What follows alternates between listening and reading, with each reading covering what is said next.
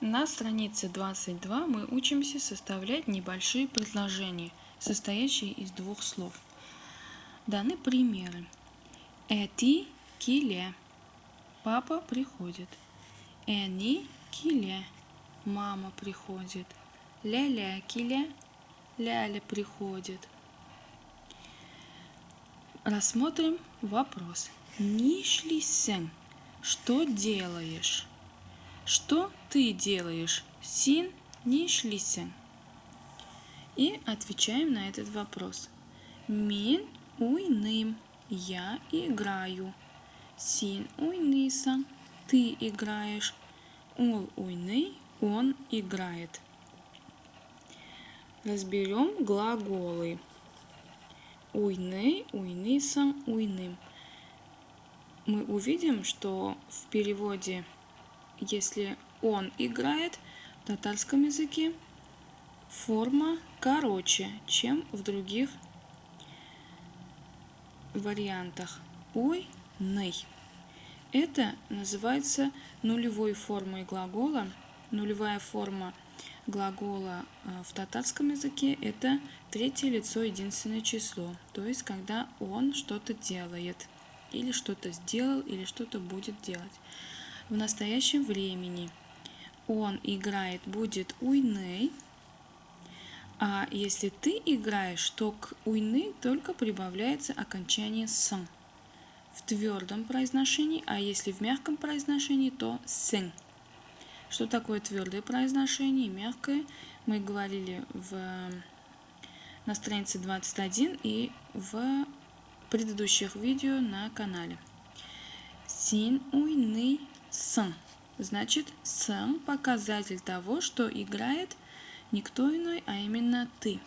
Если даже мы вот это слово син уберем, син, уйный сын будет переводиться как ты играешь, потому что сын это и есть показатель того, что это ты играешь. И если я играю, то прибавляется к уйны окончание м. Уйным. Если уберем, например, мин уберем, то получится уйным. Это то же самое, что и мин уйным. Я играю. Очень легко запомнить эти окончания, так как они схожи с этими местоимениями. Например, окончание м схоже с местоимением мин. Мин – это я. М как раз показывает, что это я делаю.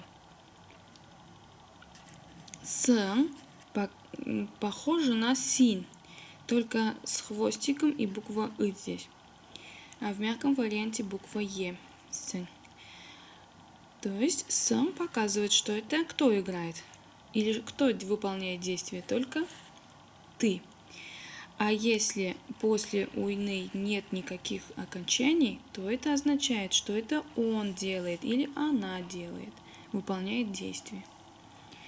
Давайте посмотрим на картинки и зададим вопросы героям, кто что делает. Мы спросим у яблони. Алмагаш синишлисен. Алмагаш говорит. Мин басыптырам. Я стою. Кояш синишлисен. Мин елмаям. Я улыбаюсь. Кош синишлисен. Мин ошам. Гали синишлисен. Мин уйным. Май синишлисен. Мин биим. Песи синишлисен. Мин биим.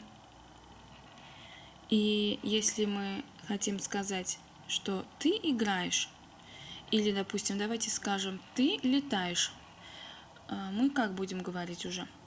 Кош син ошасын.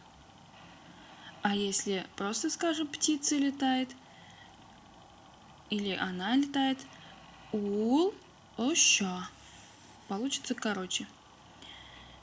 И давайте для закрепления возьмем один глагол и будем склонять его по лицам. Например, давайте елмай, да, глагол елмай. Елмая. Ул Елмая. Он улыбается. Ул елмая. Ты улыбаешься будет син елмаясың. А я улыбаюсь будет мин елмаям. Дальше идет диалог. Давайте его переведем. Булат, сен не ишлисың? Булат, что ты делаешь? Мен уйным. Ну, это знаем, я играю. Сен кем белән уйныйсың? Ты с кем играешь? Мен Акбай белән уйным. Я играю с Акбаем. Обратите внимание, когда мы переводим с русского на татарский, глагол всегда у нас остается в конце предложения. Даже если в русском языке звучит «я играю с Акбаем». Порядок слов в татарском языке отличается от русского языка. Посмотрите, что местоимение стоит в начале, глагол всегда в конце, и предлог стоит после слова, то есть в татарском языке предлогов нет, поэтому есть послелоги. Получается, вот это с Акбаем, вот здесь с должно было бы стоять, перемещается после слова Акбай сюда. Получается Акбай с, Акбай белян. Акбай это кличка вот этого щенка. Акбай. И кем белян точно так же. Тут был бы перевод ты с кем играешь. С стояло бы здесь, впереди, потому что это предлог. А в татарском это послелог. Поэтому кем и после него будет белян. Син кем белян. А уйнисың это глагол, поэтому в конце предложения нужно его произносить и ставить.